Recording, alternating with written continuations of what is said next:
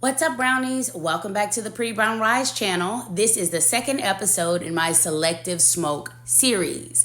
Now, for those of you who are not familiar, I'm doing the Selective Smoke series as basically a call to action. So what I'm doing is taking current events that are going on in pop culture, and I'm showing you how inconsistent we are in the way that we act and react to very similar situations. And the fact that we have no code and we aren't consistent is the reason why we are not respected and protected. I am convinced that I am never going to get my voice back because you all just insist on continuing to post stuff like this. I am screaming into the void because of posts like this. I am so disgusted, but not for the reasons that you may think. I'm disgusted by the fact that every time we begin on a journey of progress to speak out for the victims and to bring the victimizers and the predators to justice, we are derailed every time. We can't stay focused. So how in the world did we go from talking about what women have gone through over decades in this industry to now the whole world is talking about the sex life of TD Jakes? I know you lying. I know you lying.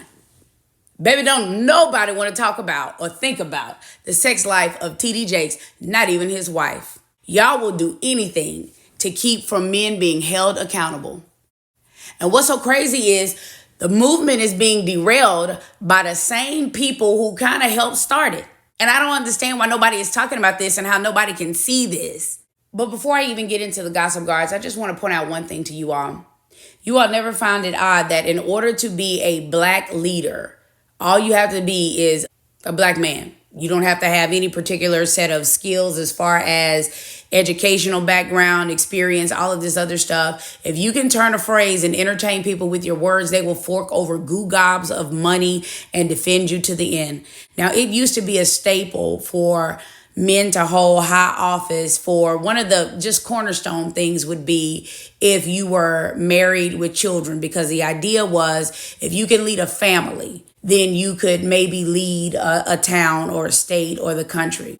If you know a tree by the fruit that it bears, and once again, I'm not bashing this man or his children. I think that everybody makes mistakes. We live our lives, we repent, and then that's what the blood covers, right? But nobody questioned this fruit. So nobody said, do we want a man to lead us the way that he led his family? When we see the out of wedlock teen pregnancies, another daughter that's being accused of basically stealing and swindling somebody out of their child, her husband being arrested for possibly fiddling with a child. You know, you can't say real words on the internet. And then you got a son that's out here being arrested for lewd and indecent acts, soliciting an undercover police officer as you expose yourself to him. It's just like, basically, you can be anything but gay and you're all right with the blacks. But how it comes full circle is the fact that this was really the goal of the gossip guards all along, wasn't it? It was really more so to emasculate, not to really bring about any justice. Because if these men were honorable or they felt any type of compassion for victims, then what they would have done was actually stepped in and try to help these women or protect these women instead of protecting the men that paid them from getting caught. Now let's really get into the details. So before the whole world got distracted with talking about what two adult males did to each other with consent, which is not a crime, we were actually talking about crimes that were committed. And it wasn't by Gossip Girl. Now, that ain't what we're talking about. That was a real show.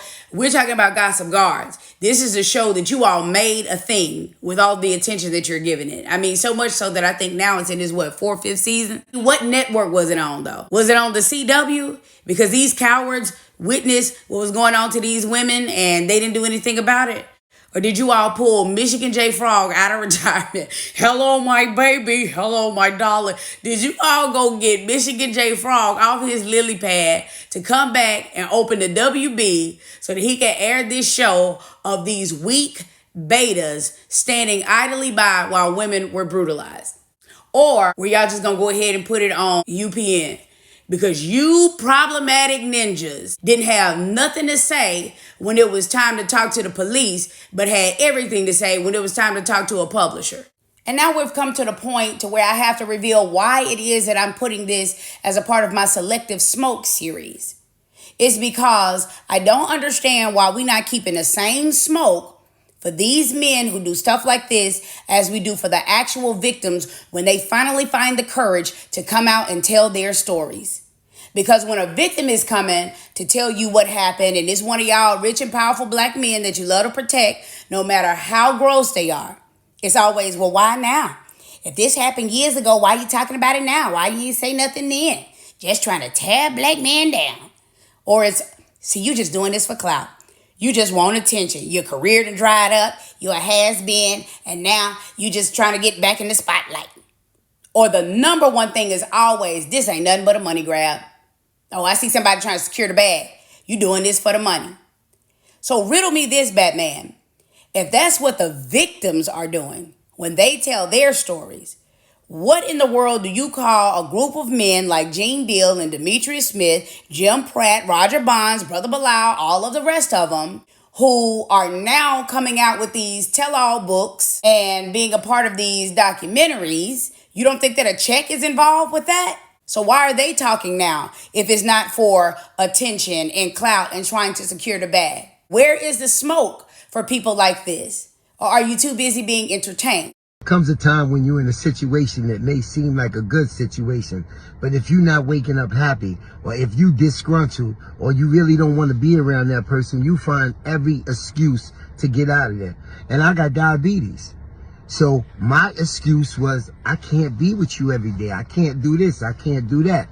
I'm losing weight. I'm doing that. But in reality, it was, I was sick. I was sick of you. I was sick of everything that was going on around you. I was sick of having to cover up everything that you did. I was sick. Cassie spoke on it. She said, yeah, I jumped on it. I jumped in between it. That wasn't the only time. It was other times. And it was other people. People ask, it's easy. People say, well, why did you stay? Or why did you allow? Or why did you keep going? Why did you keep going to work? Why do you keep paying your kids school fees? Why? You can't just walk away. It's people that hate being sanitation workers. It's people that hate being police. But why do they still be the police? Because they got bills to pay. This is America. Ain't nothing free. So sometimes you got to stay places even though you don't want to. Now take that. Take that. Yes, indeed. Y'all heard this bad boy with all of these bad excuses. Nah, how about instead of we take that, how about you take this? How about you take this arrest warrant for aiding and abetting? How about you go to jail? Because that's all I heard. They need to do all of these gossip guards in the same way they did, what's that docuseries, Hip Hop on Trial, where they use the lyrics and the rap songs in a court of law and got these people arrested for what they said in their music. Why don't we get them arrested for what they said in these tell-all books and live streams and interviews that we don't need any more of? They should do a whole new series. No more surviving R. Kelly, talking about the little spoof, surviving Diddy. No, what you all need to do is supporting R. Kelly, supporting Diddy, because that's exactly what happened. Ain't no part one, part two. Y'all were partners in crime. Y'all have this 20 feet from stardom syndrome, where you are always close to the spotlight but never really in it. And now this is your chance to really get that spotlight. Nobody wants to look at you, though, especially you, Brother Bilal. You're trying to emasculate somebody while wearing a blouse with all of them legs and hips and body, wasting your time up here trying to call Will Smith and Dwayne Martin gay. These are adults. This was done with consent. So there was no crime here. The crime that happened is when you were talking about him putting hands and feet on Jada, knocking her head out between that washer and dryer. She looked like she just got finished chasing somebody for some Lucky Charms. That's about how tall Jada is. Defenseless. You must not be anticipating working in the industry again, because who's going to hire you chatty Cathys? You can go right back to being what you were before. More like the Pursuit of Happiness version of Will Smith.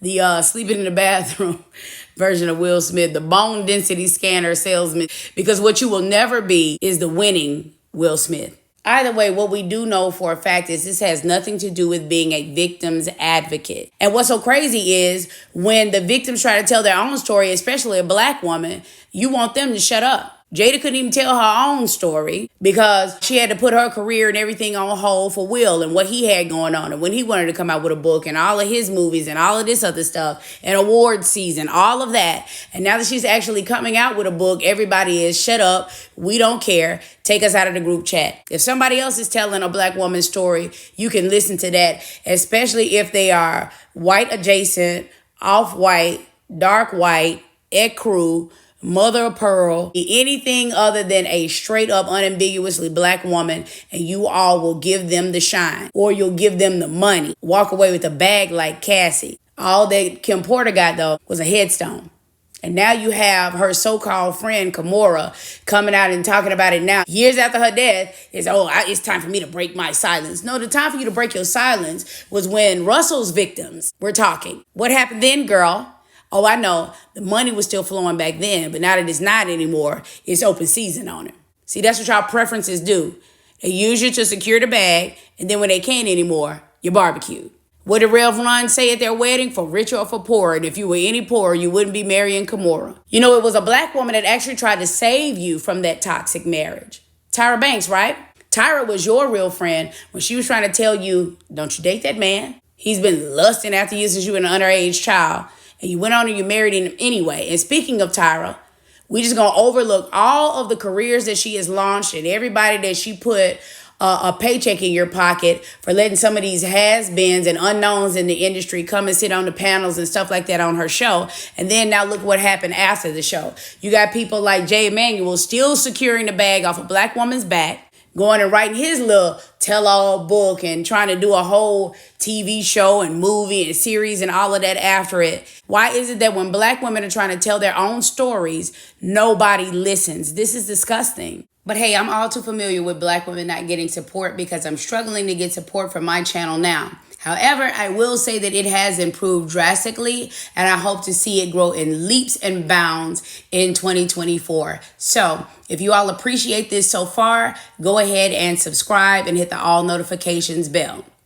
Now, I hope you've enjoyed what came before because what comes after this is a funeral. Gloves off, I'm tired of being nice. These people are destructive. There's no reason for black women to continuously catch a stray as you're trying to aim for the black men that were your former employers. There's no reason for Brother Bilal to sit on Tasha K's platform and basically call Jada a whore and a pass around. What is the meaning of this?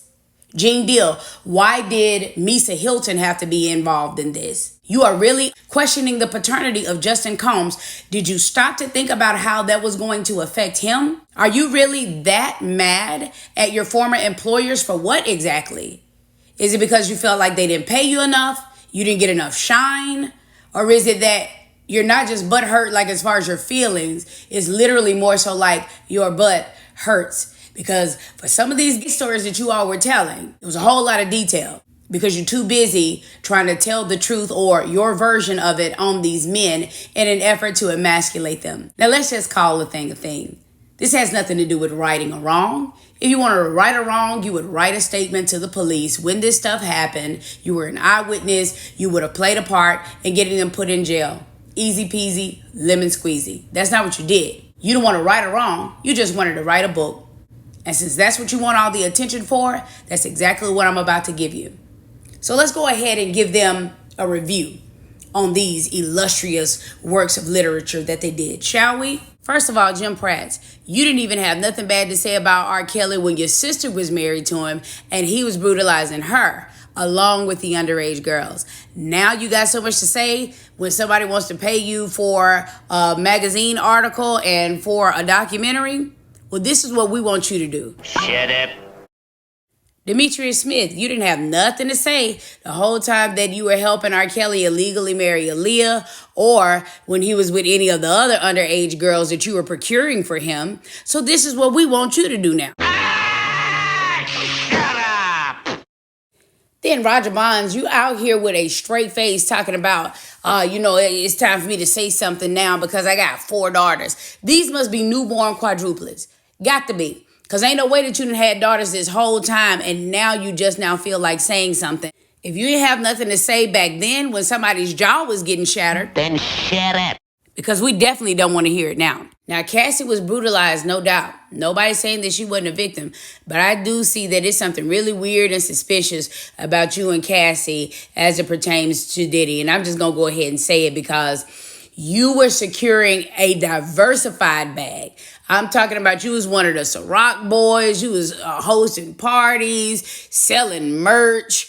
Then you was getting paid for the job of security. Who were you securing exactly? The greatest trick the devil ever pulled was convincing the world he didn't exist. They realized that to be in power, you didn't need guns or money or even numbers. You just needed the will to do what the other guy wouldn't. And like that, he's gone.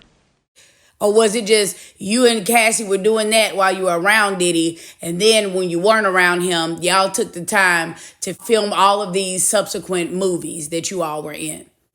Well, me and my good Judy's watched them all, and as far as the review that they have on them... Oh, brother, this guy stinks! Then we got Brother Bilal, looking like he's wearing his sister's blouse and trying to call somebody else gay. And we saw the whole little outfit, you know, the little maternity pants that she was wearing underneath the table. It was cute or whatever. Too bad your book wasn't, though. And I got a special group of friends to review that. So what y'all thought about it? I'm sorry I didn't care for it. It just didn't put no toot in my horn. Hated it. So take a wild guess as to what we want you to do as well. And that's all I got. So I'm sending all of y'all back to the Potter's house. And that's from the one that told us to take that, to the other bad boy, because both of y'all was being paid with Diddy's dirty money. And it also includes the one that secretly wished that he could have co-starred in Bad Boys.